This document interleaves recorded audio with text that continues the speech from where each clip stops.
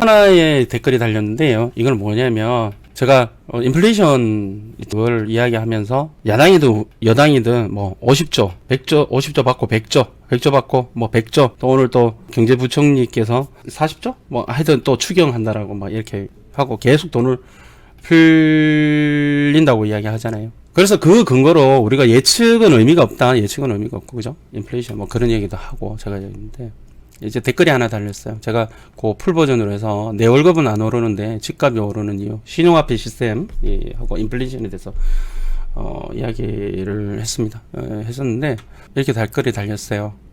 구만수님, 70인생의 네 번째 대폭락을 지켜봤어요 하고 이렇게 했어요. 70인생의 이제 네 번째 어떤 대폭락을 지켜봤다, 이 얘기의 어떤 뜻은 이런 거죠.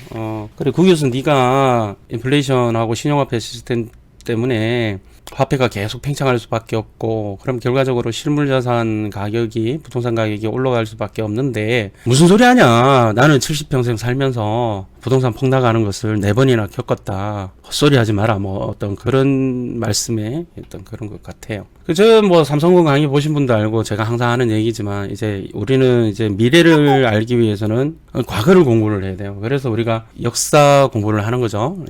예전에 있었던 것을 갖다가 겪어보고 그때의 어떤 학습 효과를 가지고 다음에는, 미래에는 그런 실수를 하면 안 되겠다, 뭐 어떤 그런 뜻에서 우리가 역사 공부를 하잖아요. 부동산 공부도 마찬가지예요. 미래의 어떤 가격이 어떻게 될 것이냐라는 거에 대해서 알려면, 또 최소한 예측을 좀 해보려면 적어도 뭐 이제 지나온 역사, 우리나라의 어떤 부동산 시장의 역사를 한번 이렇게 쭉 한번 훑어봐야 미래를 예측할 수 있지 않겠어요? 뭐 그런 측면에서 제가 삼성공인 강의 때 부동산 정책에 대해서 한 섹터를 이야기해서 이야기를 사실은 말씀을 드렸던 거죠. 이 보시면 이분께서 4번이라고 말씀을 하셨는데, 이 4번의 의미가, 제가 이제 저기 강의에서는 그런 얘기를 했어요. 자, 기본적으로 크게 이제 부동산 가격이 힘들었던 것이 뭐냐면 오일 쇼크.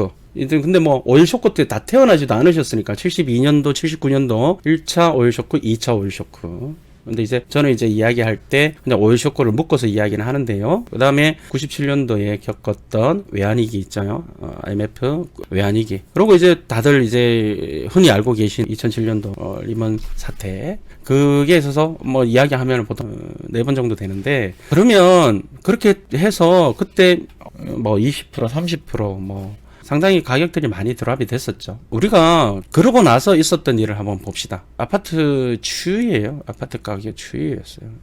여기 지금 나오지는 않는데 데이터가 금융은행 데이터가 86년도부터 사실은 나왔기 때문에 그 전에 데이터가 없어서 실제적으로 보면 잘 모르는데요. 역사적인 사실을 이렇게 곱씹어 보면, 옛날에 우리 이덕화 주연했던 드라마 야망의 뭔가 그 건설회사 하고 있는데 막 이렇게 오일 쇼크 터져갖고 사업이 무너지고 막 그렇게 했던 거 우리 기억하시는지 모르겠습니다. 그때에 유추해서 뭐 데이터상이 없긴 하지만 보면 가격대가 이제 부동산 가격대가 굉장히 많이 떨어졌었다. 그다음에 1, 2차 오일 쇼크니까 그때 사랑과 야망 맞는 것도 이제 야망의 계절인가 뭐 하여튼 뭐 있었어요. 그래서 1차 오일 쇼크, 2차 오일 쇼크, 그때 부동산 가격이 떨어졌고요.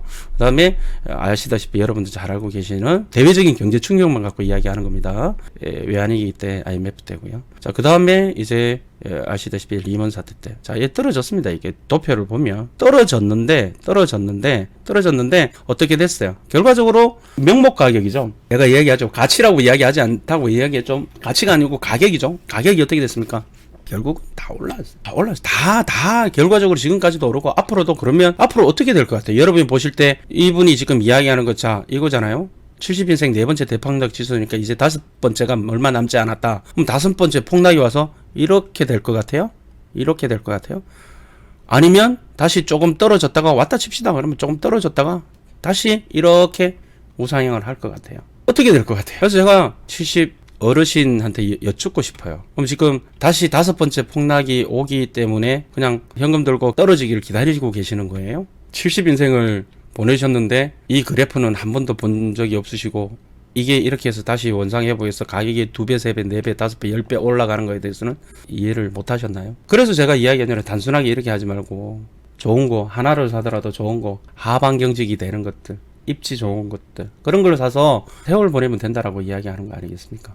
이분의 생각이 이렇다면 이분의 생각을 제가 뭐 어떻게 바꿀 수는 없겠지만 과거의 역사, 앞으로가 뭐 대한민국이 망하면 현금을 갖고 있어도 망하는 건 마찬가지 아닙니까? 전쟁을 해도 땅은 남아있고 입지는 남아있는 거 아닙니까? 마찬가지로 님을 욕하려고 한 게 아니고요. 제 생각은 이렇다라는 걸 말씀드리려고 한 겁니다. 오해는 없으셨으면 합니다.